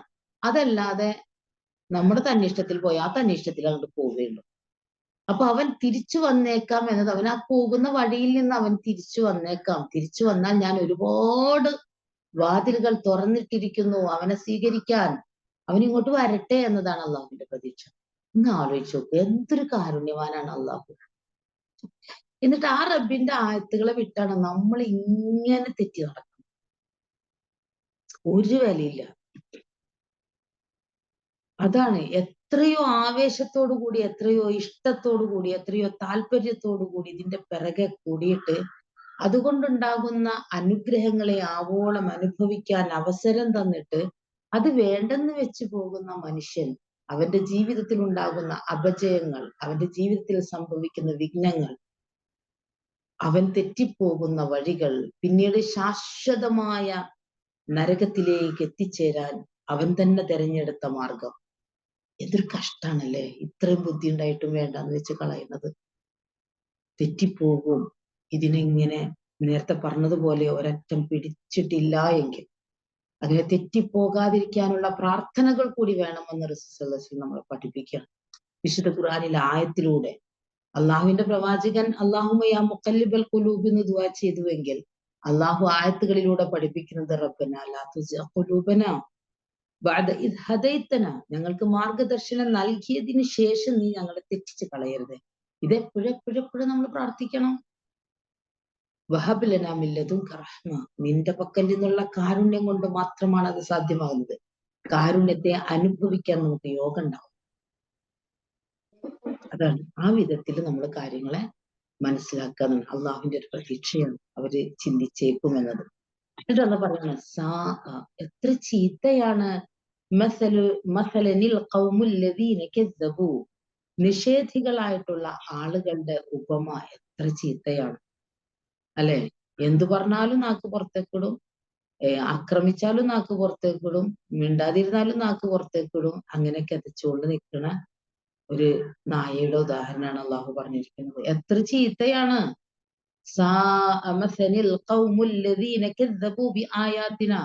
നമ്മുടെ ദൃഷ്ടാന്തങ്ങളെ നിഷേധിച്ചവരുടെ ഉപമ എത്രയോ മോശം. അവരവരോട് തന്നെയാണ് അതിക്രമം കാണിച്ചത് എന്നാണ്. എത്ര കൃത്യമായത്. അവരവരോട് തന്നെ. ഞാൻ എന്ന ഈ ഒരു ശരീരവും ഈ ഒരു അസ്തിത്വവും ഈ ഒരു വ്യക്തിത്വവും ആത്മാവും ശരീരവും മനസ്സൊക്കെ കൂടിയ ഞാൻ എന്ന വ്യക്തി എന്റെ ആത്മാവിനെ ദുഷിപ്പിക്കുക വഴി എന്റെ ശരീരത്തെ മലിനമാക്കുന്നു, ഞാൻ പോകുന്ന വഴി നരകത്തിലേക്കാകുന്നു എന്നുള്ളതാണ്. എന്നാൽ നല്ല കാര്യങ്ങൾ കൊണ്ട്, സുഹൃതങ്ങൾ കൊണ്ട്, ദൈവവചനങ്ങൾ കൊണ്ട് എന്റെ ആത്മാവിനെ ഞാൻ നന്നാക്കിക്കൊണ്ടിരിക്കുന്നുവെങ്കിൽ എന്റെ ശരീരം നല്ലതാണ്, ഞാൻ പോകുന്നത് നല്ല വഴിയിലൂടെ ആയിരിക്കും. അപ്പൊ എന്നെ നരകത്തിൽ കൊണ്ടുവന്നിടുന്നത് ഞാനാണ്, എന്നെ സ്വർഗത്തിൽ കൊണ്ടുവന്നാക്കുന്നത് ഞാനാണ്. ആത്മാവിനോട് അതിക്രമം കാണിച്ച, സ്വന്തം ശരീരത്തോട് അതിക്രമം കാണിച്ചവൻ എന്ന് പറയുന്നത് എല്ലാ അതിർവരമ്പുകളെയും ലംഘിച്ച് അള്ളാഹുവിന്റെ ആയത്തുകളെ തള്ളി പറഞ്ഞ് തൻ്റെതായ ഇഷ്ടത്തിൽ നടക്കുന്നുവെങ്കിൽ അതോരോന്നും അവന്റെ ആത്മാവിനെ ഏൽക്കുന്ന പൊറലുകളാണ്. ഈ ആത്മാവിനെയാണ് പിന്നീട് സിജ്ജീനെ കൊണ്ടുവന്നിടുന്നത്. എന്നാൽ നല്ലതാണെങ്കിലോ, അതാണല്ലോ നമ്മള് എന്തിന്റെ ഉള്ളിലാണോ ഈ ആത്മാവ്, ആത്മാവ് ഒരിക്കലും നശിക്കാത്തതാണ്. അതിങ്ങനെ എന്നും സജീവമായിട്ട് നിൽക്കുകയാണ്. അതിന് അല്ലാഹു വെച്ചിരിക്കുന്നത് ഈ ശരീരത്തിലാണ്. നമ്മൾ ഈ ശുഹദാക്കളെ കുറിച്ച് പഠിക്കുമ്പോൾ പഠിച്ചിട്ടില്ലേ, ഈ ശരീരത്തില് ശുഹദ എന്ന് പറയും, ഷഹീദ് എന്ന് പറയുമ്പോ ഏതോ ഒരു വലിയ സത്യത്തിന് സാക്ഷിയായിട്ടാണ് ഈ റൂഹ് ഇതിൽ നിന്നാണ് പോകുന്നത്, ആത്മാവ് അങ്ങോട്ട് പോകുന്നത്. ശരീരം ഇവിടെ കിടക്കാണ്. പക്ഷെ ആ ആത്മാവ് ബർസഹിയായ ഒരവസ്ഥയില്ലാതെ നേരെ പോകുന്നത് അള്ളാഹുവിന്റെ അടുക്കലേക്കാണ്. അവിടെ അള്ളാഹു ഒരു പക്ഷിയുടെ ഉള്ളിലായിട്ടാണ് ഇതിനെ വെക്കുക. പക്ഷിക്ക് എന്താണ് ആഗ്രഹം, പക്ഷിക്ക് എന്താണ് വേണ്ടത്? പക്ഷിക്ക് പഴങ്ങളാ വേണ്ടത്. അപ്പൊ സ്വർഗത്തിലെ പഴങ്ങൾ തിന്ന് സ്വർഗത്തിലെ വെള്ളം കുടിച്ച് പക്ഷി സ്വർഗത്തിൽ ഇങ്ങനെ പാറി പറന്ന് നടക്കും. അള്ളാഹുവിന്റെ അർശിന്റെ അതിന്റെ ഓരോ കല്ലുകളും അതിൽ കൂടുകളുണ്ട്. ആ കൂടുകളിൽ വന്ന് ചേക്കേറും. ആലോചിച്ച് നോക്കാം. ആ പക്ഷിക്ക് അത്രയാണ്. നമുക്കാണെങ്കിൽ ഒരുപാട് ആഗ്രഹങ്ങളല്ലേ. നമ്മളിങ്ങനെ ശരീരത്തിന്റെ ഉള്ളിലാണല്ലോ ഇത് വെച്ചിരിക്കുന്നത്. അപ്പോ പക്ഷി കഴിക്കുന്നത് പഴങ്ങളും വെള്ളവുമാണ്. പക്ഷിക്ക് വേറെയുള്ള പ്രശ്നങ്ങളൊന്നുമില്ല. ഈ ആത്മാവ് എന്നും സേഫ് ആയിട്ട് അവിടെ. വിചാരണയും പരലോകത്തെ സ്വർഗനരകങ്ങളൊക്കെ ആക്കുന്ന ആ ഒരു അവസരം വരെ ഇതെന്താണ് സേഫ് ആയിട്ട് അതിനുള്ളിലാണ്. നമ്മളത് ആലോചിച്ച് നോക്കുക. ഷഹീദല്ലാന്നുണ്ടെങ്കിലൊക്കെ നമ്മൾ നല്ലതാണെന്നുണ്ടെങ്കിൽ നമ്മളതിൻ്റെ ഉള്ളിൽ സേഫാണ്. നമ്മൾ കള്ളം പറയുന്നുവെങ്കിൽ പോറിലേൽക്കുന്നത് എന്റെ നാവിനൊന്നല്ല. എന്റെ നാവിനൊന്നും അന്നേരം ഒരു പൊട്ടലൊന്നും വീഴണില്ല. പക്ഷെ എന്റെ ആത്മാവിനൊരു പൊട്ടൽ വീഴും. അതിനൊരു പോറലേൽക്കും. ഞാനൊരാളെ പറ്റിക്കുന്നുവെങ്കിൽ എന്റെ കൈക്കോ എന്റെ നാവിനോ എന്റെ കണ്ണിനോ എവിടെയെങ്കിലും എനിക്ക് എന്തെങ്കിലും ഒരു പോറൽ സംഭവിക്കോ? ഇല്ല. പക്ഷെ എന്റെ ആത്മാവിന് പോറലേൽക്കും. നമ്മളൊരാളെ അതിക്രമിക്കുന്നുവെങ്കിൽ, ആക്രമിക്കുന്നുവെങ്കിൽ ഒക്കെ നമുക്ക് ജയിക്കാൻ സാധിച്ചു. നമുക്ക് കള്ളം പറഞ്ഞിട്ട് ന്യായീകരിക്കാൻ സാധിച്ചു. നമുക്ക് എന്തിനേയും ആ വിധത്തില് സമർത്ഥിക്കാൻ സാധിച്ചേക്കും. പക്ഷെ ഓരോ പാപങ്ങളും അതിൻ്റെതായിട്ടുള്ള എല്ലാ ദോഷങ്ങളും സംഭവിക്കുന്നത് എൻ്റെ ആത്മാവിനാണ്. ഈ ആത്മാവ് ഞാൻ തന്നെ ഇല്ലിയീനിൽ കൊണ്ടാക്കണം. സ്വർഗത്തിന്റെ സമുന്നതമായ ഒരു രേഖയില് ഒരുപാട് മലക്കുകളുടെ സാന്നിധ്യത്തിൽ ഏറ്റവും ഉയർന്ന വിധാനത്തിൽ ഇതിനെ കൊണ്ടുവന്ന് വെക്കാനുള്ള ഒരു അവസരം ഞാൻ ചെയ്തു വെക്കണോ? അതല്ല, ഏറ്റവും നികൃഷ്ടമായ രീതിയിൽ ഏറ്റവും മോശമായ ഒരിടത്ത് സിജ്ജീനിലാണോ ഇത് രേഖപ്പെടുത്തേണ്ടത് എന്ന് തീരുമാനിക്കേണ്ടത് ഞാനും നിങ്ങളും ഓരോരുത്തരാണ്. അല്ലാതെ മറ്റുള്ളവരുടെ ഒരു ആത്മാവിന്റെ കാര്യം എന്നോട് അല്ലാഹു ചോദിക്കാൻ പാടില്ല. എന്റെ ആത്മാവിന്, എന്റെ ശരീരമാണ് ഇവിടെ മറവ് ചെയ്യുന്നത് മണ്ണില്. 6 അടി താഴ്ചയിൽ എന്നെ കുളിപ്പിച്ച് വൃത്തിയാക്കി കഫൻ പുടവയൊക്കെ ആയിട്ട് എന്നെ പൊതിഞ്ഞു കെട്ടിയിട്ട് കൊണ്ടുവന്ന് വെക്കുന്നത് എന്റെ ശരീരം മാത്രമാണ്. എന്റെ ആത്മാവ് അങ്ങോട്ട് പോയപ്പോഴാണ് ഞാൻ മരിച്ചതും. എങ്കിൽ ഈ ആത്മാവ് എവിടെ പോയിട്ട് നിൽക്കണം എന്നത് ഇന്ന് തീരുമാനിക്കാൻ നമുക്ക് പറ്റുമല്ലോ.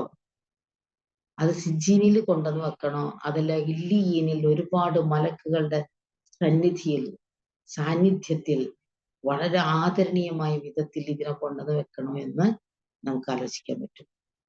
അപ്പൊ അതുകൊണ്ട് തന്നെ നമ്മുടെ ദൃഷ്ടാന്തങ്ങളെ നിഷേധിച്ചവരുടെ ഉപമ എത്ര ചീത്തയാണ്, എത്ര മോശമായ ഒരു ഉപമയാണ്. ആ നാവ് പുറത്തേക്കിട്ട് കിതച്ചുകൊണ്ടിരിക്കുന്ന ഒരു നായയെ കുറിച്ച് അള്ളാഹു പറഞ്ഞിരിക്കുന്നത്. അപ്പൊ അംഫുസഹും, അതോടൊപ്പം അവരോട് തന്നെ കാനു യസ്ലിമൂൻ, അവർ അതിക്രമം കാണിക്കുന്നവരുമാണ്. അപ്പോ ഞാൻ ചെയ്യുന്ന എല്ലാ കർമ്മങ്ങൾക്കും ഞാൻ അത് അതിക്രമമാണ് ചെയ്യുന്നതെങ്കിൽ അത് എന്റെ ശരീരത്തിനല്ല, അതിനേക്കാൾ അപ്പുറം എന്റെ ആത്മാവിനോട് ഞാൻ ചെയ്യുന്ന മഹാപാതകമാണ് എന്നാണ് അള്ളാഹു ഇവിടെ പറയുന്നത്. ഇനി അള്ളാഹു പറയുന്നത് മൻ യഹ്ദില്ല, ആർക്കെങ്കിലും അള്ളാഹു ഹിദായത്ത് നൽകുന്നുവെങ്കിൽ ഫഹുവൽ മുഹ്തദ്, അവന് ആ മാർഗദർശനം ലഭിക്കും. അതേപോലെ എന്താണ്, വമൻ യുദ്ലിൽ, ആരെങ്കിലും അള്ളാഹു പിഴപ്പിക്കുന്നുവെങ്കിൽ ഫഉലൈക ഹുമുൽ ഖാസിറൂൻ, അവരാണ് നഷ്ടക്കാർ. പിഴപ്പിക്കാന്ന് പറയുമ്പോൾ അള്ളാഹുമായിട്ട് പിഴപ്പിക്കില്ല കേട്ടോ, പിഴക്കണത് നമ്മളാണ്. പിഴക്കാൻ തന്നെ തീരുമാനിച്ചുവെങ്കിൽ അതിന് സൗകര്യം തരും. കാരണം അവൻ തീരുമാനിച്ചതല്ലേ, അവൻ തീരുമാനിച്ച വഴിയിലൂടെ അവൻ പോയിക്കോട്ടെ എന്നുള്ളതാണ് വെച്ച്. അല്ലാതെ ആ പോകുന്നവരെ പിടിച്ചു വലിച്ചും കൂടെ ഇവിടെ കൊണ്ടത് ഇരുത്തല് ഒന്നുമില്ല കേട്ടോ. ഇത് നമ്മളാണ് തീരുമാനിക്കേണ്ടത്. എനിക്ക് പിഴയ്ക്കണോ എനിക്ക് നന്നാവണോ എന്നത് നമ്മളുമായി ബന്ധപ്പെട്ടതാണ്. പിഴക്കാതിരിക്കാൻ ഒരുപാട് വഴികൾ അള്ളാഹുവിന്റെ പ്രവാചകൻ പഠിപ്പിച്ച് തന്നിട്ടുണ്ട്. എന്നിട്ട് നമ്മൾ തീരുമാനിക്കുക എന്ത് വേണമെന്ന്, അതിനനുസരിച്ച് ഉണ്ടാവുക. അപ്പൊ നമ്മൾ അത് ആ മോശം മാർഗം തന്നെയാണ് തെരഞ്ഞെടുക്കുന്നതെങ്കിൽ എന്നാ പിന്നെ അങ്ങനെ തന്നെയാണ് പോയിക്കോട്ടെ എന്നുള്ള അതിനുള്ള തൗഫീക്ക് ഇത് ആലോചിച്ച് നോക്കുക. അപ്പൊ ആർക്കാണോ ഈ ഹിദായത്ത് ലഭിക്കുന്നത് അവനെന്താണ്, മയ്യഹ്ദില്ലാഹു ഫഹുവൽ മുഹ്തദി.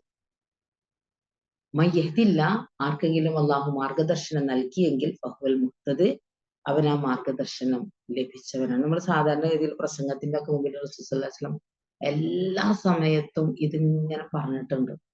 എന്തിനാ എല്ലാ അന്നത്തെ പിന്നെ മനുഷ്യരോടാണ് അള്ളാഹുവിന്റെ പ്രവാചകൻ സംസാരിച്ചതെങ്കിൽ ഏത് സംസാരത്തിന്റെയും വെള്ളിയാഴ്ച ഖുത്ബയുടെയും ഒക്കെ മുമ്പായിട്ട് ഇതിങ്ങനെ പറയണത് എന്തിനാ? അതിങ്ങനെ നിരന്തരമായ ഒരു ബോധ്യപ്പെടുത്തലാണ്. ഇന്നൽ ഹംദലില്ലാഹ്, റസൂൽ പറയാറുണ്ടായിരുന്നില്ലേ, ഇന്നൽ ഹംദലില്ലാഹ്, തീർച്ചയായും അള്ളാഹുവിനാകുന്നു സർവസ്തുതിയും, നഹ്മദുഹു വനസ്തഈനുഹു, അവനെ നാം സ്തുതിക്കുന്നു, അവനോട് നാം സഹായം തേടുന്നു. വനസ്തഹ്ദീഹി വനസ്തഗ്ഫിറുഹു വനസ്തഹ്ദീഹി, മാർഗദർശനം ലഭിക്കുന്നതിന് വേണ്ടിയിട്ടുള്ള, അതാണ് അള്ളഹാനോട് തന്നെയാണ് അതൊക്കെ ചോദിക്കുന്നത്. വനസ്തഗ്ഫിറുഹു, അവനോട് നാം പാപം ക്ഷമിച്ചു തരാനും മാർഗദർശനം ലഭിക്കാനും ചോദിക്കുന്നു. വനഊദു ബില്ലാഹ്, അള്ളാഹുവിനോട് ഞങ്ങൾ രക്ഷ തേടുന്നു. മിൻ ശുറൂരി അൻഫുസിനാ, മനസ്സിന്റെ ഷെറുകളിൽ നിന്ന് എന്നതാണ്. അതാണ് അവനോട് തന്നെ അതിക്രമം കാണിക്കുക എന്ന് പറഞ്ഞിട്ടുണ്ടെങ്കിൽ, എന്റെ മനസ്സിലാ എല്ലാ ചീത്തയും എല്ലാ നന്മയും ഒക്കെ ആദ്യം രൂപപ്പെടുന്നത്. ആ ആദ്യം രൂപപ്പെടുന്നത് എങ്ങനെയാണ്, എന്താണ് അവിടെ ഉരുവം കൊള്ളുന്നത്, അതിനനുസരിച്ചിട്ടാണ് ബാക്കി ശരീരത്തിന്റെ സകല പ്രവർത്തനങ്ങളും, എല്ലാ പ്രവർത്തനങ്ങളും. ഒരാൾക്ക് പാര പണിയണമെങ്കിലും, ഒരാൾക്ക് കെണി ഒരുക്കുന്നതെങ്കിലും, ഒരാളെ അതിക്രമിക്കാൻ പോകുന്നെങ്കിലും, അയാളോട് ദ്രോഹം ചെയ്യുന്നതിലും ഒക്കെ ആദ്യം മനസ്സിലല്ലേ തോന്നുന്നത്. അവനിക്കിട്ട് കൊടുക്കണം, അവനെ ഞാൻ വെച്ചിട്ടുണ്ട്, അവനെ ഞാൻ ശരിയാക്കിയിട്ടേ ഉള്ളൂ. ഇതൊക്കെ സ്വയം നമ്മളിങ്ങനെ പറയുന്നതാണ്. നമ്മുടെ മനസ്സിൽ അവനോടുള്ള വെറുപ്പിന്റെ, അവനോടുള്ള അനിഷ്ടത്തിന്റെ ആഴം കൂടുന്നതിനനുസരിച്ച് അവനോടുള്ള അതിക്രമത്തിനുള്ള കൊതി, അതിനു വേണ്ടിയിട്ടുള്ള മുന്നൊരുക്കങ്ങൾ മനസ്സിൽ രൂപപ്പെടുത്തിയിട്ടാണ് നമ്മുടെ കൈകാലുകൾ അനങ്ങുന്നത്, നമ്മൾ ആയുധങ്ങൾ എടുക്കുന്നത്, നമ്മൾ അവനെ മുൻപിൻ നോക്കാണ്ട് ആക്രമിക്കുന്നത്. ഇതൊക്കെ ആദ്യം മനസ്സിലാണ്. അപ്പൊ അതുകൊണ്ട് നമ്മൾ അള്ളാഹിനോട് തേടും, മിൻ ശുറൂരി അൻഫുസിന, മനസ്സിന്റെ ഷെറുകളിൽ നിന്ന്, ദോഷത്തിൽ നിന്ന് അള്ളാഹിനോട് ഞങ്ങൾ രക്ഷ തേടുന്നു. വമിൻ സയ്യിആതി അഅ്മാലിന, മിൻ ശുറൂരി അൻഫുസിന കഴിഞ്ഞിട്ട് തൊട്ടടുത്തതാണ് വമിൻ സയ്യിആതി അഅ്മാലിന, ഞങ്ങളുടെ പ്രവർത്തനങ്ങളുടെ ദോഷത്തിൽ നിന്ന്. അപ്പോ മനസ്സിന്റെ ദോഷത്തിൽ നിന്നാണ് പ്രവർത്തനങ്ങൾ വരുന്നത്. ആ പ്രവർത്തനങ്ങൾ ദോഷമുള്ള പ്രവർത്തനമാകുന്നത് മനസ്സിൽ ഈ അസൂയം കുശുമ്പൊക്കെ ഉണ്ടാകുമ്പോഴാണ്. അപ്പൊ എന്ത് ചെയ്യാ, ഇപ്പൊ നമുക്കിങ്ങനെ അള്ളാഹുവിനോട് ഇസ്തിഗ്ഫാർ ചെയ്യാൻ പറ്റണം. ആരെ കുറിച്ചും നമ്മള് നല്ലതല്ലാതെ മോശം വിചാരിക്കാതിരിക്കണം, നല്ലത് മാത്രം വിചാരിക്കണം. അങ്ങനെ ആകുമ്പോൾ നമുക്ക് ആരോടും ഒന്നും ഉണ്ടാവില്ല. ഇതിങ്ങനെ മനസ്സിൽ ഒരാളോടുള്ള വെറുപ്പും, പിന്നെ ഓരോ സമയത്തും നടക്കുന്നത് അത് കഴിഞ്ഞു എന്ന് വെക്കണം. അതല്ല, എത്രയോ വർഷങ്ങളായിട്ട് കിടക്കുന്ന പകയുടെ, വിദ്വേഷത്തിന്റെ കനലിങ്ങനെ ചാരം മൂടിക്കിടന്നാലും ചിലപ്പോ എന്തെങ്കിലും ഒരിത്തിരി കാറ്റിട്ടുണ്ടെങ്കിൽ അതങ്ങോട്ട് പറന്നിട്ട് അതിങ്ങനെ ജ്വലിക്കും ചില സമയം. എന്നിട്ട് ഈ കഴിഞ്ഞതൊക്കെ എടുത്തു വെച്ച് പറഞ്ഞിട്ട് ഭയങ്കരമായിട്ടുള്ള പ്രശ്നം, മറക്കാതിരിക്കുന്നത് ഒക്കെ വിഷയം തന്നെ. ഇതൊക്കെ എന്താണ്? ഷുറൂരി അൻഫുസിന, ഷുറൂരി അൻഫുസിന, മനസ്സിന്റെ ദോഷത്തിൽ നിന്ന്. പിന്നീട് എന്ത് സംഭവിക്കും? സയ്യിആത്ത് അഅ്മാലിന, മനസ്സിന്റെ ദോഷത്തിൽ നിന്നാണ് പ്രവർത്തനങ്ങളുടെ നീചത്തരത്തിലേക്ക് എത്തുന്നത്. മയ്യഹ്ദില്ല, എന്നിട്ട് അള്ളാഹുവിന്റെ റസൂല് പറയാറുണ്ടായിരുന്നു, മയ്യഹ്ദില്ല, ആർക്കാണോ അള്ളാഹു മാർഗദർശനം നൽകുന്നത്, ഫലാ മുദില്ല ലഹു, അവൻ പിന്നെ പിഴയ്ക്കുന്നതല്ല എന്നാണ്. വമൻ യുളിലില്ല, ആരെയാണോ അള്ളാഹു പിഴപ്പിക്കുന്നത് എന്ന് വെച്ചാൽ അള്ളാഹു പിഴപ്പിക്കല്ല, നമ്മൾ തിരഞ്ഞെടുക്കണം കേട്ടോ. പിഴയ്ക്കാതിരിക്കാനുള്ള സകല വഴികളും അള്ളാഹു ഒരുക്കി തന്നു. വേദപുസ്തകവും പ്രവാചകനും നന്മയും തിന്മയും ഒക്കെ സ്വീകരിക്കാനുള്ള സൗകര്യവും ഒക്കെ തന്നു. നമ്മൾ തിന്മയാണ് സ്വീകരിക്കുന്നതെങ്കിൽ നമ്മൾ പിഴയ്ക്കും, അതന്നെ. അങ്ങനെ പിഴയ്ക്കാൻ ആരെങ്കിലും റെഡിയായെങ്കിൽ ഫലഹാദിയ ലഹു, അവന് മാർഗദർശനം കിട്ടൂല. വഅശ്ഹദു അല്ലാ ഇലാഹ ഇല്ലല്ലാഹു വഹ്ദഹു ലാ ശരീക ലഹു വഅശ്ഹദു അന്ന മുഹമ്മദൻ അബ്ദുഹു വറസൂലുഹു. ഇങ്ങനെയാണ് റസൂൽ സല്ലല്ലാഹു അലൈഹി വസല്ലം ഓരോ സംസാരത്തിന്റെയും തുടക്കത്തിൽ പറയുന്നത്. അപ്പൊ ഇതെപ്പോഴാ പറയാതിരിക്കുന്നത് വെച്ചാൽ പറയാതിരിക്കണില്ല, എപ്പോഴെപ്പോഴും പറയണം. നമ്മൾ എല്ലാ വെള്ളിയാഴ്ചയും പള്ളി മെമ്പറിൽ ഇത് കേട്ടുകൊണ്ടേയിരിക്കുന്നു. പക്ഷെ നമുക്ക് അറിഞ്ഞൂടെ എന്താ പറയണമെന്ന്, നമ്മൾ ശ്രദ്ധിക്കണില്ല എന്താ പറയണമെന്ന്, നമ്മൾ മനസ്സിലാക്കണില്ല.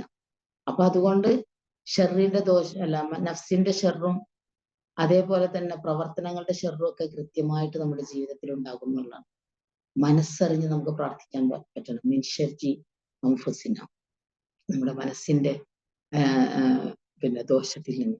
മിൻ ശർരി അഅ്മാലിന, നമ്മുടെ പ്രവർത്തനങ്ങളുടെ ദോഷത്തിൽ നിന്നൊക്കെ അള്ളാഹുവെ ഞാൻ നിന്നോട് രക്ഷ തേടുന്നു എന്ന് നമുക്ക് ആത്മാർത്ഥമായി പ്രാർത്ഥിക്കാൻ കഴിയുന്നതാണ്. അപ്പൊ അള്ളാഹ് പറയുന്നത് മയ്യഹ്ദില്ല, ആർക്കെങ്കിലും അള്ളാഹു മാർഗദർശനം നൽകുന്നുവെങ്കിൽ ഫഹ്വൽ മുഹ്തദി, അവന് മാർഗദർശനം ലഭിച്ചു. അപ്പൊ ലഭിക്കണമെങ്കിൽ ആരെന്നെ റെഡിയാകണം? നമ്മൾ തന്നെ റെഡിയാകണം, നമ്മൾ തയ്യാറാകണം, നമ്മൾ അതിനു വേണ്ടിയിട്ടുള്ള പ്രവർത്തനങ്ങളിൽ ഏർപ്പെടണം. ഒരുപാട് പ്രവർത്തനങ്ങൾക്കിടയിൽ കുറച്ച് സമയം നമ്മൾ അതിനു വേണ്ടി ചെലവഴിച്ചാൽ ആ മാർഗദർശനത്തിലൂടെ തെറ്റിപ്പോകാതെ ആ ലക്ഷ്യത്തിലേക്ക് എത്താൻ അള്ളാഹു നമ്മളെ സഹായിക്കും. നമുക്ക് ആകെ ആ ഒരു ലക്ഷ്യമല്ലേ ഉള്ളത്. വമൻ യുദ്ലിൽ ഫഉലൈക ഹുമുൽ ഖാസിറൂൻ. ആരെങ്കിലും പിഴച്ചു പോകുന്നുവെങ്കിൽ തീർച്ചയായും അവൻ നഷ്ടക്കാരുടെ കൂട്ടത്തിൽപ്പെട്ടവനാണ് എന്നാണ്. അപ്പൊ അതുകൊണ്ട് അത്തരത്തിലുള്ള നഷ്ടക്കാരുടെ കൂട്ടത്തിൽ പെടാനുള്ള മുന്നൊരുക്കവും ജാഗ്രതയും ഒക്കെ നമ്മുടെ ജീവിതത്തിൽ ഉണ്ടാകണം. നമ്മൾ അതിനു വേണ്ടിയിട്ടുള്ള പരിശ്രമങ്ങൾ നടത്തണം. എങ്കിൽ പടച്ച തമ്പുരാൻ നമുക്കത് എത്തിച്ചു തരുന്നതാണ് കേട്ടോ. അപ്പോ ആരെയും നമ്മൾ കുറ്റം പറയണ്ട. അവരങ്ങനെ ആയതുകൊണ്ട്, മറ്റൊരിങ്ങനെ ആയതുകൊണ്ട് ഞാൻ എന്ത് ചെയ്യാനാണ്, ഞാൻ ഇങ്ങനെ ആയിപ്പോയി, അങ്ങനൊന്നുമില്ല. എന്താണോ നമ്മൾ തിരഞ്ഞെടുക്കുന്നത് അതാണ് നമ്മൾ. നമുക്ക് എന്തുകൊണ്ട് നല്ലത് തിരഞ്ഞെടുത്തൂടാ? അതിനുള്ള സ്വാതന്ത്ര്യം തന്നിട്ടുണ്ട്, അതിനുള്ള മാർഗങ്ങൾ തന്നിട്ടുണ്ട്. അത് വളരെ ലളിതമാണ്. അങ്ങനെ ഉണ്ടാവില്ല ഭയങ്കര പ്രയാസമാണ് കേട്ടോ, പറ്റൂല, അങ്ങനെ ഉണ്ടാവും. ഇസ്ലാമിൽ ഏത് കാര്യം പ്രയാസമായിട്ടുള്ളത് ഒരു കാര്യമില്ല. പക്ഷെ നമ്മൾ പ്രയാസമാണ് മനസ്സിൽ കരുതുന്നത് എന്നുണ്ടെങ്കിൽ നമുക്ക് പ്രയാസമായിരിക്കും. നമ്മൾ നല്ലതാണ് കരുതുന്നത് എന്നുണ്ടെങ്കിൽ നമുക്ക് ഒരു പ്രയാസമില്ല. എപ്പോഴും നമ്മൾ പറയാറില്ലേ, ഇന്നത്തീന യുസ്രൻ അല്ല ഉസ്രൻ, മതം എളുപ്പമാണ്, ഒരു പ്രയാസമില്ല. പക്ഷെ അത് ഭയങ്കര ഭാരമാകും. നിസ്കാരത്തെ കുറിച്ച് പോലും അങ്ങനെയല്ല പറഞ്ഞത്. വഇന്നഹ ലകബീറത്തുൻ ഇല്ലാ അലൽ ഖാശിഈൻ. അള്ളാഹിനെ പേടിയില്ലാത്തവർക്ക് വലിയ ഭാരമാണത്. അള്ളാഹിനെ പേടിയുള്ളവർക്കോ അത് ചെയ്തില്ലെങ്കിലാണ് ഭാരം ഉണ്ടാവുന്നത്. അപ്പൊ അതുകൊണ്ട് നന്മയുടെ വഴിയിലൂടെ പോകാൻ, നല്ലത് ചെയ്യാൻ, നല്ലത് പ്രവർത്തിക്കാനൊക്കെ അള്ളാഹു ഒരുപാട് മാർഗങ്ങൾ കാണിച്ചു തന്നിട്ടുണ്ട്. ആ മാർഗത്തിലൂടെ പോകാനുള്ള ശ്രമം നമ്മുടെ ഭാഗത്ത് നിന്നുണ്ടാകണം. ഇത് കിട്ടിയതിനു ശേഷം ഊരിപ്പോയവരുടെ, ഇതിൽ നിന്ന് തെറ്റിപ്പോയവരുടെ, മറുകണ്ഠം ചാടിയവരുടെ കഥയും അള്ളാഹു പറഞ്ഞതാണ്. ഭൗതിക ജീവിതത്തിന്റെ ലാഭങ്ങൾ കൊതിച്ചിട്ടാണ് അവരതിനൊക്കെ നിൽക്കുന്നത്. വിശുദ്ധ ഖുർആനിലെ ഒരുപാട് ആയത്തുകളെ മറച്ചു വെക്കുകയും ഒളിച്ചു വെക്കുകയും എന്നിട്ട് ആളുകളെ കബളിപ്പിക്കുകയും ഈ ദുനിയാവിലെ വൻ ലാഭങ്ങൾ നേടിക്കൊണ്ടിരിക്കുകയും ചെയ്യുന്ന പണ്ഡിത വേഷധാരികളുണ്ടല്ലോ. അവർക്കൊക്കെയുള്ള ആയത്താണ് 175-ാമത്തെ ആയത്ത്. അള്ളാഹുവിന്റെ ആയത്തുകൾ ഓതിക്കൊടുത്തിട്ട് ഭൗതിക ജീവിതത്തെ ലക്ഷ്യം വെച്ചുകൊണ്ട് അതിൽ നിന്ന് തെറ്റിക്കളയുന്ന, അതിൽ നിന്ന് ഊരിപ്പോകുന്ന ആളുകൾ, അവരുടെ കൂടെ പിശാച് കൂടുന്നതാണ്. പിശാച് പിന്നാലെ കൂടിയ പിന്നെ എന്താ ഒന്ന് ആലോചിച്ച് നോക്കിയേ. പിന്നെ അതേ തന്നെയല്ലേ വീണ്ടും വീണ്ടും ചെയ്തുകൊണ്ടിരിക്കുള്ളൂ. എന്നിട്ട് അവൻ അതിക്രമകാരികളുടെ കൂട്ടത്തിൽ പെട്ടുപോകുന്നതാണെന്ന് പറയുന്നത്. ആ ലക്ഷ്യത്തിൽ നിന്ന് അങ്ങോട്ട് തെറ്റിപ്പോകുന്നതാണ്. എന്നാൽ അള്ളാഹു ഉദ്ദേശിച്ചിരുന്നുവെങ്കിൽ അവന് പദവികൾ ഉയർത്തിക്കൊടുക്കും.